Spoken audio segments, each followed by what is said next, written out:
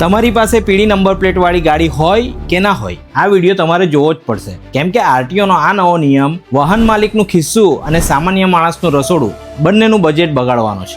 કઈ રીતે? ચાલો સાવ સરળ ભાષામાં સમજાવો. સૌથી પહેલા સમજો કે વાહનનું ફિટનેસ શું છે.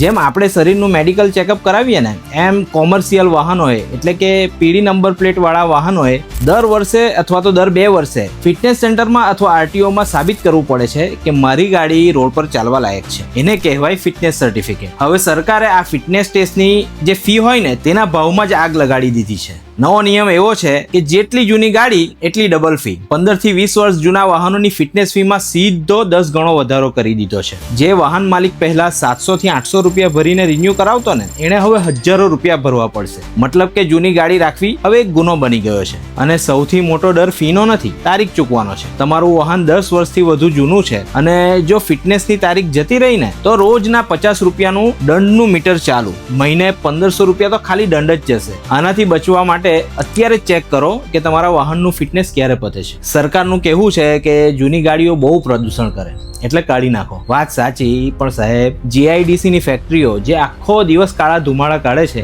એનું શું? ત્યાં કોઈ દંડ નહીં. બધો કાયદો શું ખાલી રોડ પર મહેનત કરતા ગરીબ વાહન ચાલકો માટે જ છે? આમાં આપણા જેવાને થાય કે આ બધાથી આપણે શું લેવા દેવા, પણ જ્યારે ટ્રક કે ટેમ્પા વાળાએ આરટીઓમાં 30-30 હજાર રૂપિયા ભરવા પડશે તો એ ખિસ્સામાંથી નહીં કાઢે, એ ભાડું વધારશે. અને જો ભાડું વધ્યું ને, તમારા ઘરે આવતું દૂધ, શાકભાજી અને અનાજ બધું જ મોંઘું થશે. એટલે આ ફટકો છેલ્લે તો આપણા ખિસ્સા પર જ છે. મિત્રો, આ વાત સરકાર સુધી પહોંચાડવી ખૂબ જરૂરી છે. જો તમે પણ માનો છો કે આ ફી વધારો પાછો ખેંચાવો જોઈએ, તો આ વિડીયોને દબાવીને શેર કરો, જેથી ગાંધીનગર સુધી પડઘો પડે. તમારું આ એક શેર કરવું કદાચ આ નિયમ પર ફેરવિચાર કરવા મજબૂર કરી શકે છે.